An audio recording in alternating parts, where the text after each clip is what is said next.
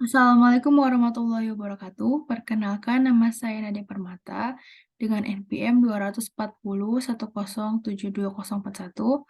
Kali ini saya akan menjelaskan jawaban UAS dari sistem operasi.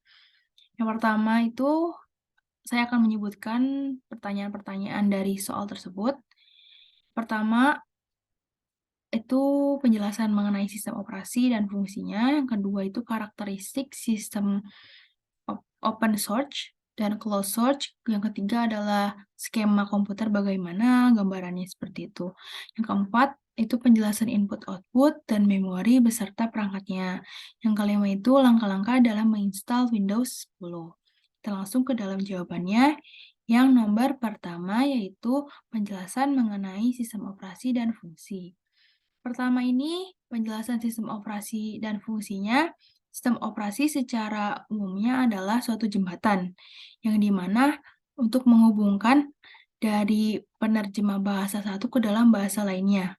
Seperti itu. Misalnya, kita user itu mengetikkan huruf di dalam keyboard adalah A.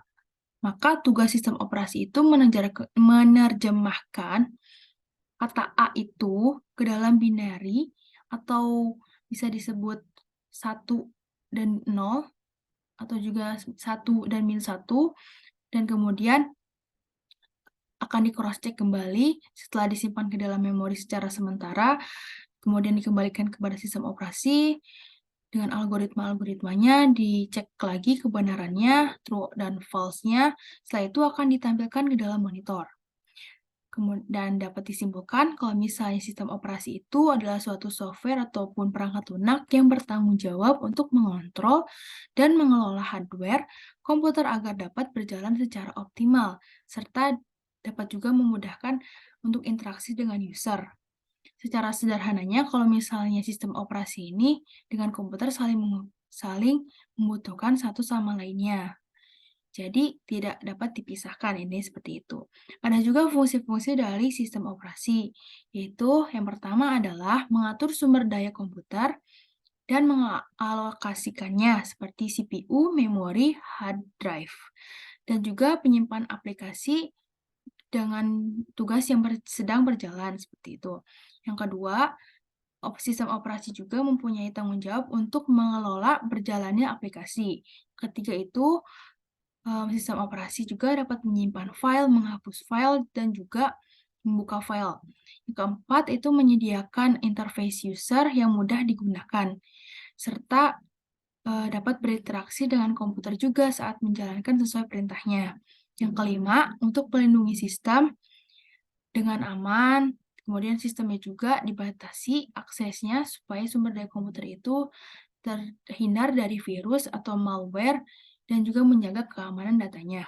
Yang keenam itu menyediakan support jaringan dengan memberikan fasilitas koneksi jaringan dan menyediakan dukungan berbagai file lain seperti printer, kemudian sumber daya lainnya. Yang ketujuh itu mengelola tugas multitasking yang dimana itu memungkinkan sebuah user ataupun seseorang user yang dapat menjalankan beberapa tugas secara bersamaan dan juga bisa beralih dari tugas pertama ke tugas lainnya. Yang kedelapan yang terakhir yaitu kalau misalnya sistem operasi ini itu juga bisa mengatur semua aplikasi dengan baik, kemudian mengontrolnya, mengelolanya dari mulai data, keamanan, kemudian jaringannya juga. Ini seperti itu kalau yang ke-8. Berarti kesimpulan dari keseluruh fungsinya. Kemudian yang nomor 2 itu adalah karakteristik operasi open source dan closed source. Ya, seperti yang gambar ini saya mendapatkan dari internet, karena untuk contohnya saja, ini bentuk dari closed source yang dapat digunakan hanya oleh beberapa ataupun terbatas. Kemudian untuk open source itu bisa digunakan secara umum atau publik. Ya, saya akan menjelaskan perbedaannya. Untuk open source ini, itu digunakan open ya, publik gitu, boleh diedit ataupun diakses oleh siapapun dan dimanapun. Kemudian open source ini juga bebas biaya atau gratis. dalam mulai mengunduhnya, ataupun modifikasinya itu gratis. Yang ketiga itu open source juga, mengandalkan partisipasi komunitas supaya bisa berkembang itu aplikasinya, open source-nya, dan juga memperbaikinya secara bersama-sama. Yang keempat, itu software open source-nya juga sering compatible atau sistem operasinya juga berbeda-beda dengan hardware juga berbeda-beda. Kemudian yang kelima adalah open source ini memberikan kesempatan bagi developer yang lain untuk bisa bekerja sama dalam menciptakan inovasi yang baru. Sedangkan dengan closed source, itu merupakan suatu kode yang tertutup ataupun terbatas, yang hanya bisa diakses oleh yang punya lisensi saja. Dan closed source ini juga memerlukan biaya untuk mengunduh menggunakannya, karena closed source ini terbatas, seperti yang diucapkan saya sebelumnya. Dalam user closed source ini, bergantung pada vendornya. Jadi kalau misalnya vendornya itu memperbaiki dan mengembangkannya, maka kita sebagai penggunanya itu cuma menerimanya saja, karena itu yang dilakukan oleh vendornya saja. Jadi cuma bisa dilakukan oleh vendor dalam mengembangkan dan memperbaiki softwarenya. Kita cuma cukup menerima apa yang dilakukan oleh vendornya.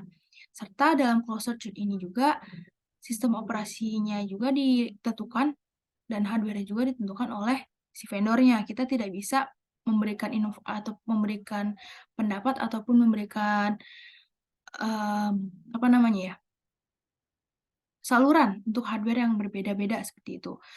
Yang kelima itu adalah inovasi dari source code ini sangat terbatas banget karena sangat tergantung dengan vendornya. Dan kita sebagai penggunanya atau usernya gitu kan, terbatas dalam memberikan inovasi yang baru ataupun dalam mengerjakan software-nya ataupun memperbaiki software kita tidak bisa dilakukan secara bersama-sama atau umum, seperti itu. Selanjutnya yang nomor 3, itu ada skema komputer, yang dimana terdapat 4 komponen yang utama. Yang pertama itu prosesor, yang dimana seperti acu dan alu. Fungsinya itu mengendalikan operasi komputer dan melakukan fungsi proses datanya. Yang kedua itu adalah memori utama, berfungsi menyimpan data ataupun program secara sementara dan tidak bisa disimpan secara permanen. Dan jika disimpan juga, terus kemudian sumber listriknya mati, maka data itu akan hilang. Yang ketiga itu adalah perangkat input dan output-nya. Tugasnya juga memindahkan data dari luar kemudian ke dalam komputer dengan menggunakan perangkat bantuan seperti sekunder, komunikasi, terminal, dan lain sebagainya. Contohnya seperti keyboard untuk inputannya dan monitor untuk outputnya. Yang keempat adalah interkoneksi antar komponen atau bus, yang fungsinya adalah struktur dan mekanisme untuk menghubungkan pemrosesan dari memori, perangkat input-output, dan juga maksudnya intinya menghubungkan antar pemrosesan, memori utama, dan perangkat input-output, seperti itu. Jadi berikut ini gambarannya. Misalnya itu, ya seperti yang saya sudah ucapkan sebelumnya, kita mau mengetikkan suatu huruf ataupun kata dalam komputer, itu di Word, itu misalnya saya Nadia Permata gitu kan, kemudian masuk ke dalam sini, kemudian dari sini dimasukkan ataupun diproses lewat bus, kemudian diproses di sini oleh acu ataupun alu, dengan algoritma ataupun dengan bahasa komputernya ditranslatekan. Itu adalah sistem operasi di sini.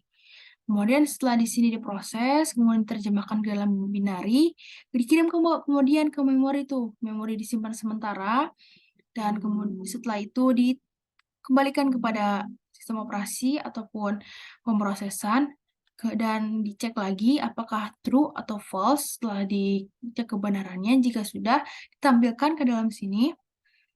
Kemudian setelah di sini disimpan di sini baru ditampilkan lewat sini. Jadi ini pakai keyboard, kemudian disimpan di sini pakai acu dan alu, kemudian disimpan memori, dibalikan lagi ke sini. Setelah di sini dikembalikan lagi kepada ininya, komputernya. Kemudian setelah itu kita proses di-outputkan seperti itu oleh monitor. Yaitu menampilkan tulisan saya Nadia Permata. Jadi dalam proses sistem operasi ini, di sini nih bagian prosesor ini menerjemahkan. Tujuannya adalah dari kata yang kita ketik dalam keyboard ini misalnya. ini itu ditranslate ke dalam bahasa binary, yaitu 1 dan 0, dan juga true atau false. Seperti itu. Yang keempat adalah penjelasan mengenai perangkat input, output, dan memori serta perangkatnya. Dalam perangkat input ini suatu alat yang dapat memasukkan data dan informasi ke dalam komputer. Contohnya adalah keyboard, mouse, touchpad, scanner, dan mikrofon. Keyboard itu memasukkan suatu teks gitu kan, ataupun perintah. Kemudian kalau mouse itu untuk memasukkan perintah dan juga memilih item dalam layar. Kemudian touchpad itu biasanya dalam laptop. Itu sama seperti tugasnya mouse, itu adalah memberikan inputan ataupun perintah serta memilih item pada layar. Yang keempat itu adalah scanner, yang dimana tujuannya adalah memindai dokumen dan memasukkan ke dalam komputer yang menjadikan suatu gambarnya itu digital. Yang kelima itu adalah mikrofon, memasukkan suara, dan suara yang diinputkan itu menjadi data audio digital, seperti itu. Yang kedua adalah perangkat output. Tadi yang pertama adalah perangkat input, yang kedua adalah perangkat output. Itu adalah alat yang digunakan ataupun alat yang berupa output atau pengeluaran informasi yang sudah diproses oleh komputer. Contohnya adalah monitor, printer, dan speaker. Monitor itu suatu perangkat yang digunakan untuk menampilkan informasi, yang dimana setelah diinputkan, proses oleh sistem operasi, kemudian akan di-outputkan melalui monitor, biasanya seperti itu jika kita menuliskan dalam keyboard. Yang kedua adalah printer, itu alat yang digunakan untuk mencetak informasi dan dokumen. Yang ketiga adalah speaker, itu mengeluarkan suara dan audio. Dari digital tersebut, misalnya kita mendengarkan lagu, dari mikrofon itu orang-orang rekamnya, kemudian dijadikan sebuah audio digital, yang dimana itu kita bisa dengarkan menggunakan speaker. Seperti itu. Yang ketiga adalah memori. Memori ini suatu bagian dari komputer, maksudnya seperti itu, yang dimana tugasnya menyimpan data secara sementara, dan instruksinya juga yang sedang digunakan, seperti yang digunakan oleh CPU gitu loh, kalau memori itu. Jadi, suatu item yang dimana tugasnya itu menyimpan data secara sementara dan instruksinya yang sedang digunakan oleh CPU. Terdapat dua jenis dalam memori utama. Yang pertama adalah RAM, yang tugasnya itu menyimpan data secara sementara selama komputer itu digunakan dan terdapat aliran listrik yang berjalan di dalam komputer tersebut. Jika komputer tersebut mati, maka data tersebut akan hilang.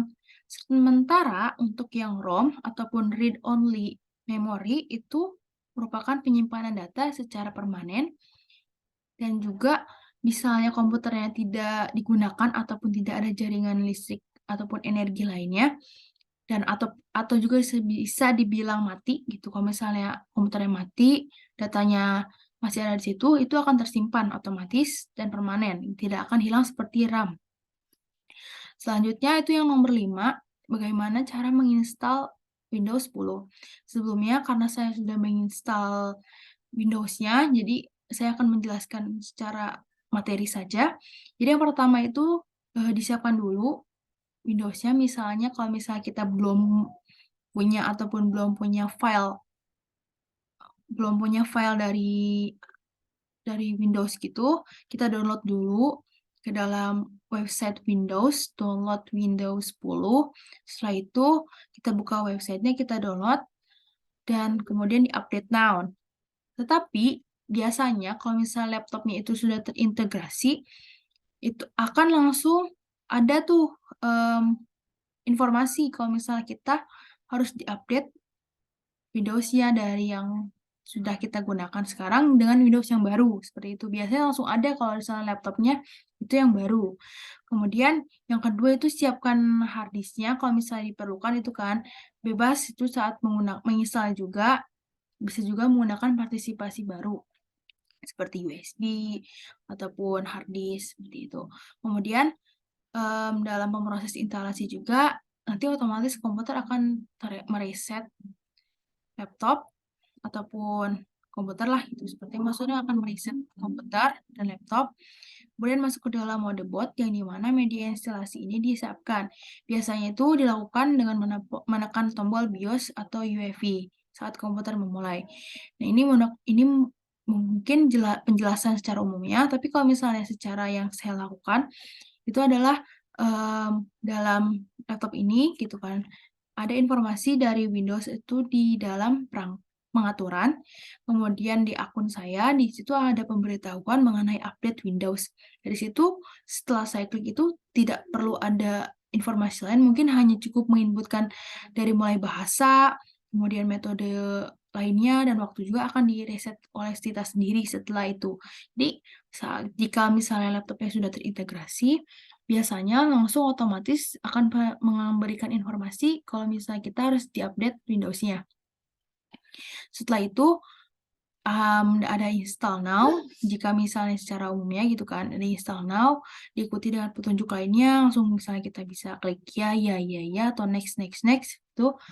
Kemudian nantinya akan langsung menginputkan produk key. Nah, biasanya kalau misalnya produk key ini, berarti artinya Windows-nya itu nggak gratis, jadi harus berbayar.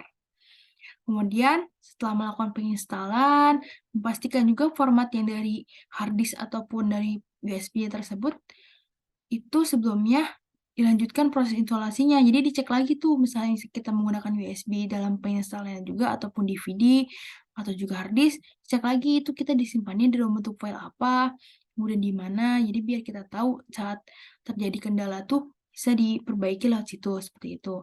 Yang terakhir adalah setelah mengikuti semuanya, mulai dari penginstalan filenya, kemudian siapkan partisipasi jika diperlukan, kemudian yang ketiga adalah menginstal komputernya dan juga meresetnya dengan metode boot, kemudian mereset semuanya dari mulai bahasa, waktu, dan juga metode inputan lain yang misalnya kita diperlukan dalam Windows-nya. Setelah itu klik install now, selanjutnya akan diproses lagi, dikonfigurasi lagi petunjuk-petunjuk untuk menginstalnya, dan juga yang terakhir adalah dalam proses penginstalan ini mungkin akan diperlukan waktu yang lama sekitar 17-20 menit.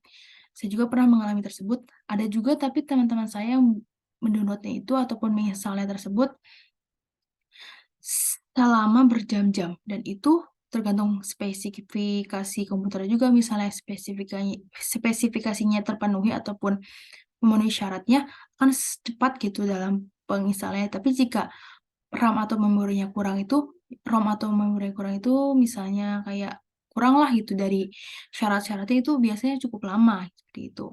Setelah semuanya diinstal, maka komputer akan otomatis reset sendiri dan juga mulai menampilkan layar login. Setelah itu, komputer bisa digunakan dengan cara seperti biasa dan Windows sudah terupdate menjadi Windows 10, seperti itu.